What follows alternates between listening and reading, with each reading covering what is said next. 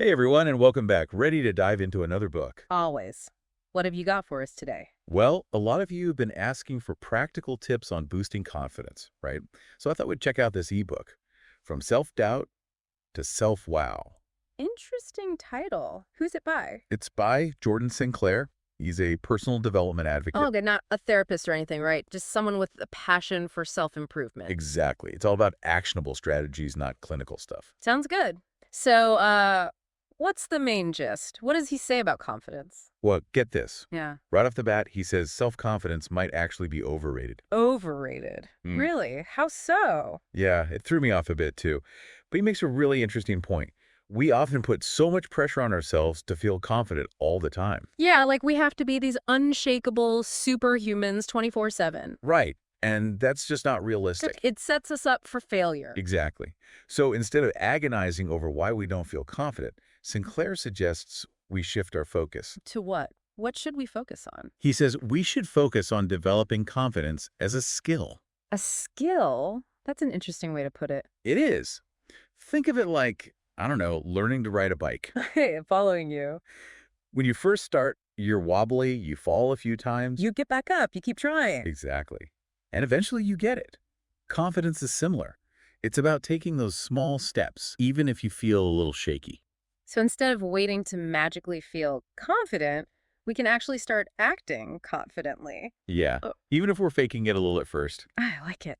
And the Yeah. cool thing is, our brains often follow our actions. So if we act confident, our minds start to catch up. Right. There's actually science behind this. Our body language can influence our hormones and brain chemistry. Really? Wow. So fake it till you make it is more than just a saying. It is. It's rooted in neuroscience. Standing tall, making eye contact, speaking with conviction. All those things can actually boost our self-assurance? They can. So we can build confidence like a skill. But what about all those doubts that hold us back? Oh, you mean the inner voices that say you're not good enough or you're going to fail? Exactly. Self-doubt. It's a killer. How does the book address that? Well, Sinclair tackles this head on in chapter 2.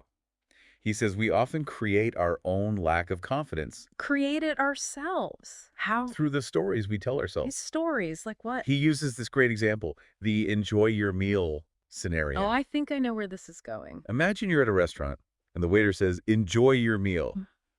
And you accidentally reply. You too. Oh, yeah. I've done that. So embarrassing. Right. But in reality, it's a harmless blunder. Yeah, just a silly little mistake. No big deal. But we often blow it out of proportion. We do. It becomes this big evidence that we're somehow inadequate. Exactly. And that's the trap. We Mhm. start believing these negative stories and it chips away at our confidence. So, how do we break free from these stories we tell ourselves? Well, Sinclair calls them confidence crushers, and he identifies three main ones. Okay, I'm all ears. Give me the rundown. Number one, fear of judgment. Ugh, yeah. Always worried about what others think. It comes from assuming everyone's constantly scrutinizing us. Which isn't true most of the time, right? Exactly. People are usually too busy with their own lives. So we should challenge that assumption. Right. And then there's number two, past mistakes. Oh, those can really haunt you. It's easy to dwell on them, blame ourselves, and get stuck. Sinclair says everyone makes mistakes. They're part of being human. How do we move past them, though? He says the key is to view them as learning opportunities, not failures. Okay, I like that. Yeah. So learn from them, move on. Exactly. And finally, number three, unrealistic expectations. Ah, setting the bar way too high. Exactly. We set ourselves up for disappointment. And that crushes our confidence. Yeah. Makes sense. What's the solution? Sinclair suggests breaking down big goals into smaller, more manageable steps. Okay, so smaller goals, more achievable steps. Right. So we've identified the confidence crushers. Now what? How do we actually start building self-belief? I'm guessing that's where chapter 3 comes in. You got it. Chapter 3 is packed with practical strategies for rebuilding confidence. All right, I'm ready to dive in. What's first? One of the simplest tools is challenging negative thoughts. Okay, like becoming aware of those automatic negative thoughts. And questioning them. Instead of just letting them take over. Exactly. Ask yourself, is this thought really true? Is there another way to look at this? Right. Choose a more positive narrative Like weeding a garden. You pull out those negative thoughts. and make room for positive, constructive beliefs. Love that analogy. So what else is in the confidence toolbox? Well, another powerful tool is setting small, achievable goals. Right. We touched on that with unrealistic expectations. Yeah, but it's worth emphasizing. By setting small wins, we create a positive feedback loop. Boosting our confidence with each accomplishment. Exactly, like checking things off your to-do list. It feels good to get things done, no matter how small. Exactly. So, challenging negative thoughts, setting small goals. Wait, what about faking it till you make it? Does the book talk about that? Oh, it totally does. That's another tool in the box. I knew it! So even if we don't feel confident, we can act confident. And eventually, our brains will catch up. It's all about that mind-body connection. Right. And one powerful way to fake it is through our body language. Body language, like what? Standing tall, making eye contact, using open gestures. Speaking with conviction. Yes. All those nonverbal cues communicate confidence. To ourselves and others.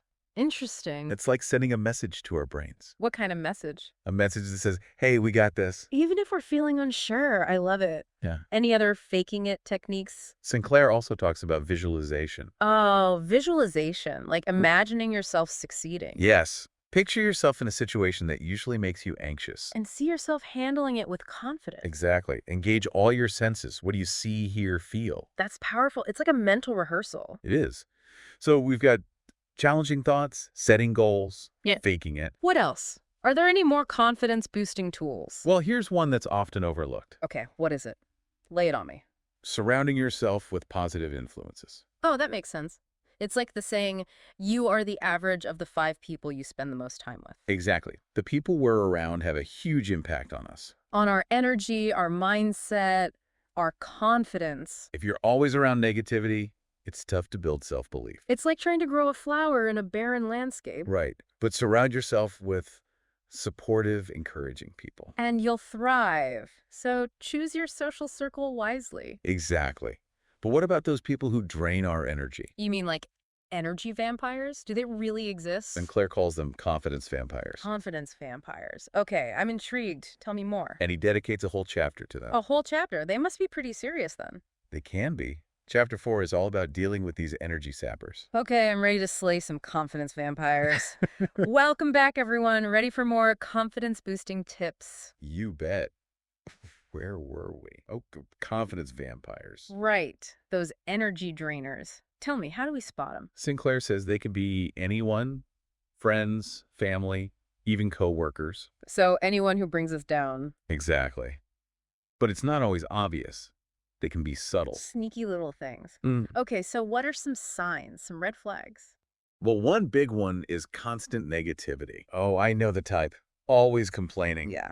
And they often project their own insecurities onto others. They bring everyone down with them. Anything else? They also tend to minimize your accomplishments. Oh, like nothing you do is ever good enough. Right. It's like they're trying to keep you small. Wow, that's harsh. So how do we handle these confidence vampires? Sinclair's all about setting boundaries. Boundaries? Okay, tell me more. I need to learn this. You don't have to tolerate their negativity. You have the right to say no.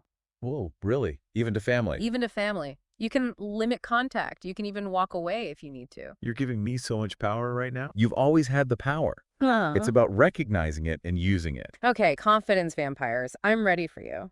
That's the spirit. But remember, setting boundaries isn't about being mean. Right, not mean. Just assertive. Exactly. It's about protecting your own well-being. Makes total sense. I mean, their negativity shouldn't drag us down. Exactly. So we've got these practical tools for dealing with people. But what about our own inner critic?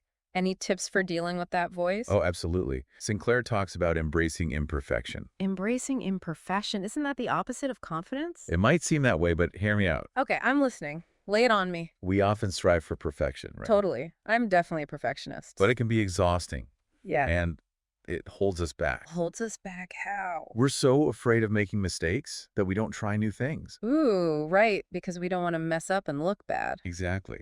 But Sinclair says no one's perfect. Our flaws make us relatable. Wait, so our flaws are actually good? They can be. It's about accepting ourselves as we are. So embracing imperfection is about self-acceptance. Yes. And it's about recognizing that mistakes are inevitable. Yeah, they happen. They're part of life. But instead of beating ourselves up over them, We should learn from them. exactly.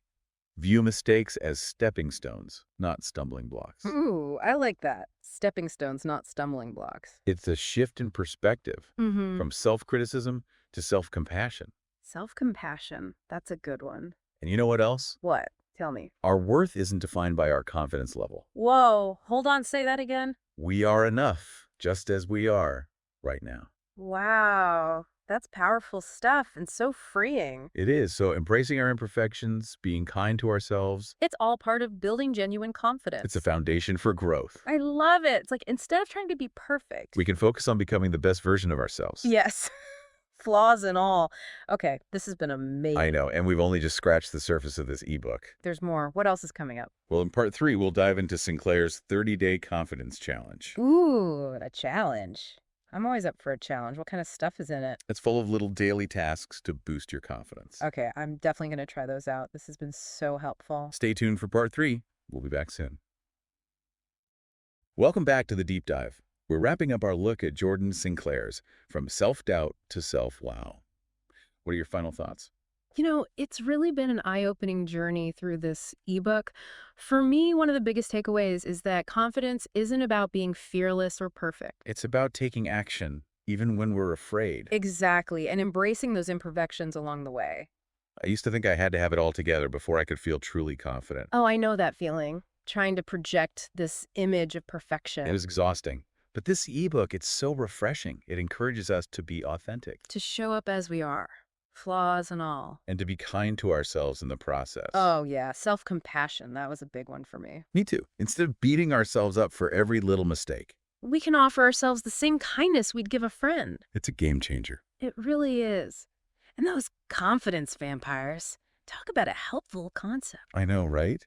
It's so empowering to have strategies for dealing with those energy drainers. It's like we finally have permission to set boundaries and protect our well-being Saying no without guilt. without feeling bad about it. It's amazing. And the 30-day confidence challenge. Did you give that a try? You know, I did. I have to admit, I was a little skeptical at first. Like, would these small tasks really make a difference? What happened? But I was so surprised. Just incorporating those little challenges each day, it actually shifted my mindset. I know, right? It's the consistency. Those small actions add up. They really do. Yeah. It's incredible. And for those days when you need a quick boost, Sinclair has a whole section on that. The quick confidence boosters. Yeah, Those are fun. right. So many little tips and tricks like the power pose. Oh, yeah. Standing tall, shoulders back, chest open. Even for a minute or two, it totally changes your physiology. I tried it before a big presentation. It really works. I use it all the time. And positive affirmations. I love those. Repeating empowering statements. It might sound cheesy, but it really does work. I've also been trying that deep breathing technique he mentions. Oh, yeah, deep breaths. So simple, yet so effective for calming the nerves. So as we wrap up, what's one thing our listeners can take away from this deep dive? That's a great question. You know, I'd say pick one thing that resonated with you from the ebook, just one strategy, and try it out this week. Love it. It doesn't have to be huge. Just one small step toward building your confidence. Exactly. Because remember, confidence is a journey, not a destination. There will be bumps along the way. But we keep learning, keep growing. And keep believing in ourselves. Thanks for joining us for this deep dive. Until next time.